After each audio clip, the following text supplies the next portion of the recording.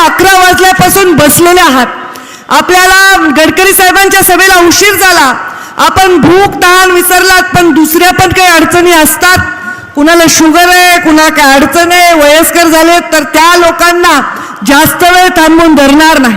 आज मंचावर खासदार प्रीतमताई, स्वतः उमेदवार नमिताताई, मंचावर आमच्या राष्ट्रवादीचे जिल्ह्याचे अध्यक्ष राजेश्वरजी चव्हाण, आमचे अल्पसंख्याक आघाडीचे सलीम जहांगीर, अक्षय मुंदडा, भरत बाप्पा काळे, संतोष हंगे, राणा डोईफोडे, विजयकांत मुंडे, राजाभाऊ अवताडे, शोभाताई लोमटे, रमाकांत मुंडे, विष्णुपन गुले, रामभाऊ कुलकर्णी, बाळासाहेब शेठ, विलास सोनवणे, वासुदेव नेहकर, नेताजी शिंदे, कमलाकर कोपले, बाळासाहेब दोडतल्ले, मुरलीधर ढाकणे, संदीप वावळे, मंचावर उपस्थित सर्वजण, मंचावर उपस्थित आणि मंचासमोर उपस्थित सर्व वडीलधारी मंडळी, सगळे टोपेवाले, पेटेवाले, सगळे शेतकरी बांधव, सर्व युवा बांधव, कारण ही अंबेजोगाई नगरी आहे, हे मराठवाड्याचं शिक्षणाचं माहेरघर आहे, त्यामुळे अत्यंत शिस्तीमध्ये प्रतिसाद देत असलेले सगळे युवा बांधव आणि माझ्या लाडक्या बहिणींनो, कारण तुम्ही रे बाबा आले रे बाबा, बसा बसा बसा बसा बसा. मी तुम्हा सर्वांना विनंती करणार, या बीड जिल्ह्यामध्ये गडकरी साहेबांनी सांगितलं की गाय वासरूवर पण निवडणूक झाली, संघाच्या दिव्यावर पण निवडणूक झाली, नांगरधारी शेतकऱ्यावर पण निवडणूक झाली, पण 1980 पासून कमळाचं फूल कधीही आपण सोडलेलं नाही. माझ्या कोर कमिटीच्या बैठकीमध्ये मी भांडत होते की या बीड जिल्ह्यामध्ये 3 तरी जागा कमळाच्या फुलावरच्या लढल्या पाहिजे, कारण इथला मतदार हा भारतीय जनता पार्टीच्या विचारांचा आहे. हा मतदार मुंडे साहेब, महाजन साहेब यांच्या तालमीत वाढलेला आहे. गेले 25 वर्ष झाले मी राजकारण जवळून बघते, 22 वर्ष झाले मी राजकारणामध्ये स्वतः प्रत्यक्षात काम करत आहे. याच ग्राउंडवर मी अनेक वेळा सभा घेतली. आमच्या शोभाताई उभ्या होत्या, अगदी थोडक्यात आमच्या शोभाताईंचा अगदी थोडक्यात पराभव झाला. आज मला सुनील काकांची आठवण झाल्याशिवाय राहणार नाही. म्हणजे मुंडे साहेबांनी एक एक घडी एक एक माणूस बांधून राजकारण केलं. आणि मागच्या वेळी आदल्या दिवशी राष्ट्रवादीने तिकीट जाहीर, नंदू काका सॉरी पाहिलं नाही मागच्या वेळी मुंडे साहेबांनी राष्ट्रवादीने तिकीट जाहीर करून देखील आदल्या दिवशी मी नमिता मुंदडांना भारतीय जनता पार्टीमध्ये प्रवेश करून दिला आणि तरी तुम्ही प्रचंड मताने निवडून दिलं, तो सन्मान ठेवला, त्याच्याबद्दल मी तुमचे आभार मानतो. आणि आज ही सीट आहे, ही प्रतिष्ठेची सीट आहे. कशी प्रतिष्ठा आहे? पंकजा मुंडेची प्रतिष्ठा नाही, विमलताई मुंदडांची प्रतिष्ठा नाही, ही प्रतिष्ठा तुमच्या विचारांच्या प्रतिष्ठेची निवडणूक आहे. ही निवडणूक आहे, हा बीड जिल्हा हा पुरोगामी विचारांचा सुद्धा जिल्हा आहे. हा बीड जिल्हा सुशिक्षित आणि चांगल्या माणसाच्या पाठीमागे राहणारा बीड जिल्हा आहे. पंकजा मुंडेंनी पालकमंत्री म्हणून जे केलेलं काम होतं त्याची शाबासकी तर सगळ्यांनी दिली, पण मतदान करताना काही गडबडी झाल्या.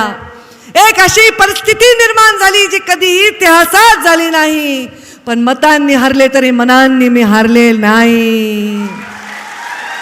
मी माझ्या बहिणीला तिकीट देऊ शकले असते, माझ्याच परिवारातले 4 माणसं उभे करू शकले असते, पण मी गोपीनाथ मुंडेची लेक आहे.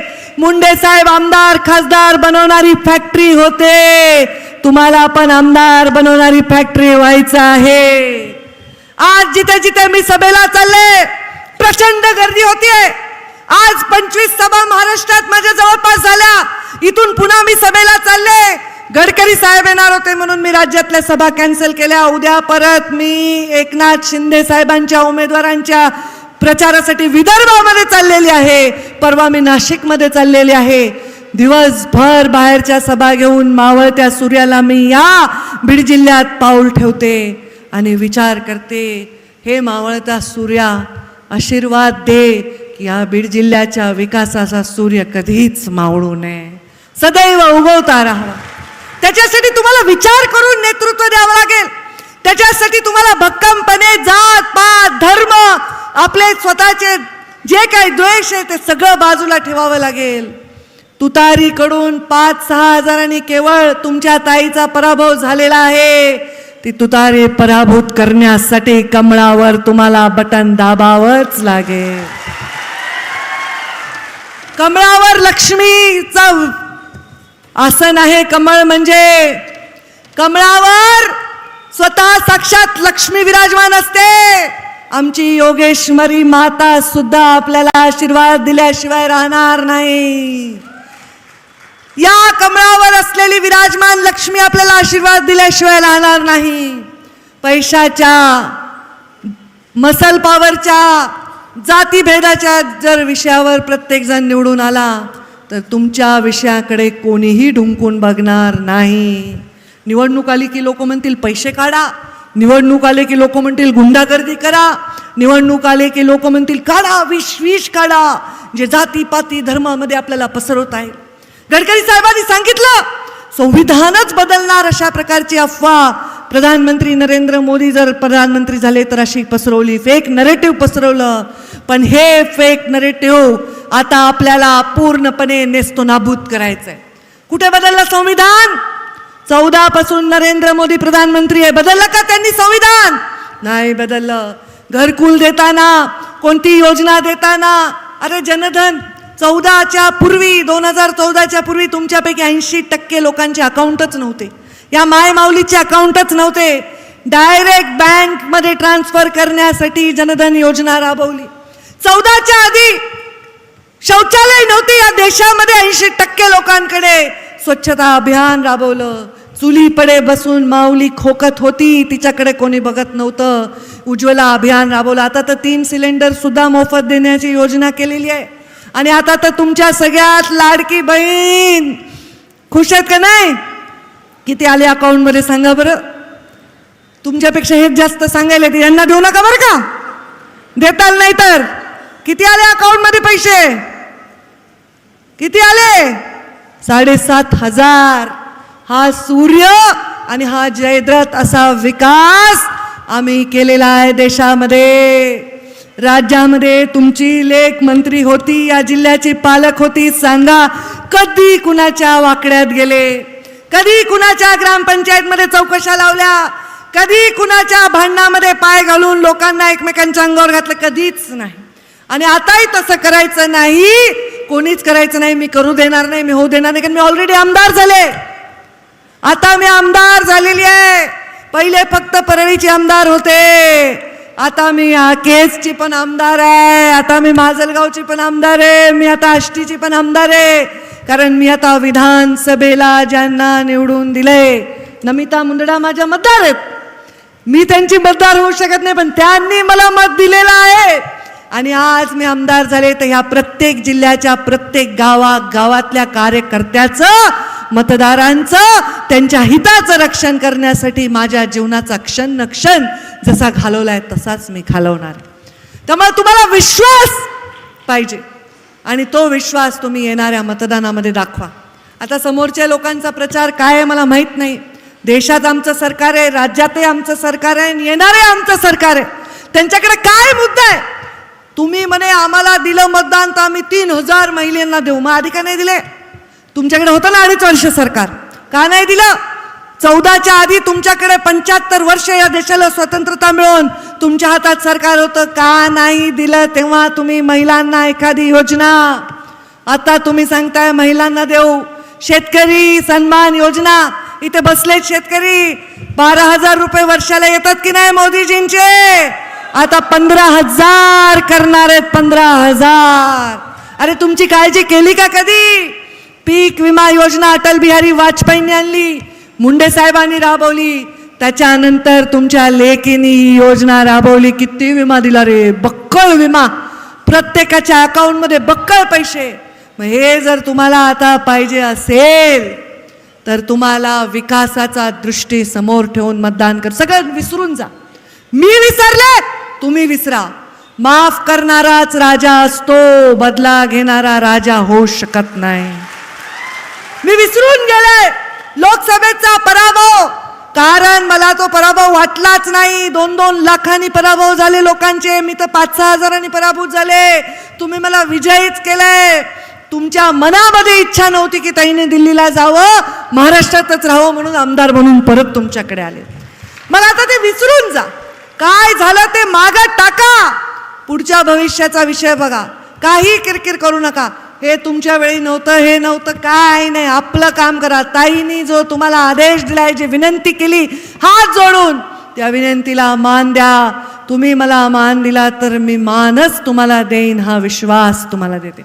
आणि तो मान नमिता मुंदडा आमदार म्हणून देतील, त्यांच्याकडून तुम्हाला तो मिळेल, हे सुद्धा आश्वासन मी तुम्हाला या निमित्ताने देते.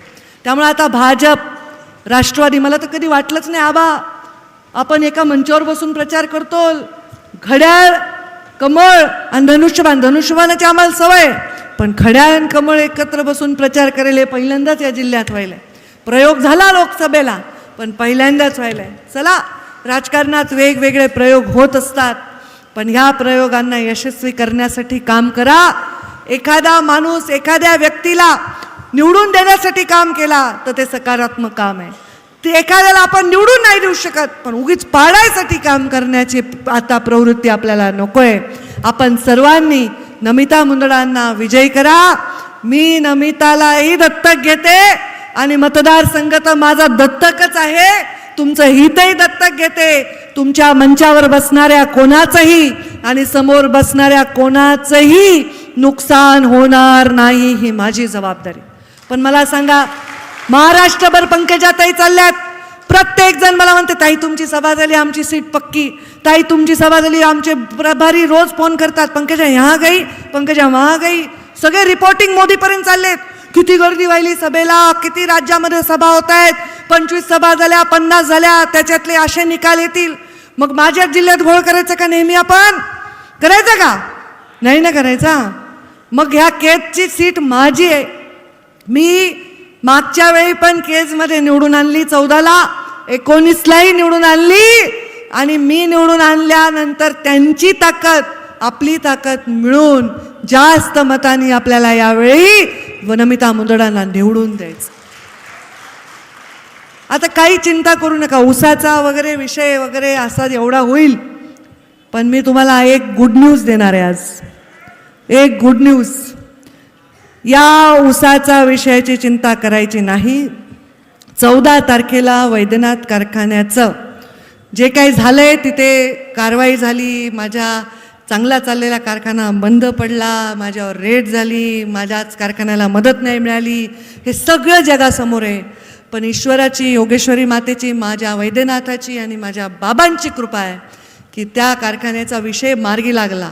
मी नेहमी म्हणायचे, कारखाना माझा राहू न राहू, कारखाना चालला पाहिजे. मला काय करायचं आहे, मला कारखान्यातून काही पेट्रोल भरायचं नाही माझ्या गाडीत, मला काही गेस्ट हाऊसवर जाऊन जेवण करायचं नाही, मला काय करायचं नाही कारखान्यातून, मला कारखान्यातून काही पोसायचं नाही, मला फक्त सामान्य माणसाचं हित करायचं आहे. कारखान्याचा विषय कोणीही चिंता करायची गरज नाही. वैद्यनाथ कारखान्याचा DRT मधून निर्णय झालेला आहे. त्या बँकांनी निर्णय घेतलेला आहे. त्या निर्णयाला अनुमोदन देणं हे माझं कर्तव्य होतं. ते झालंय. 14 तारखेला रोलरचं पूजन आहे आणि 25 नोव्हेंबरला मोडी टाकण्याचा कार्यक्रम आहे.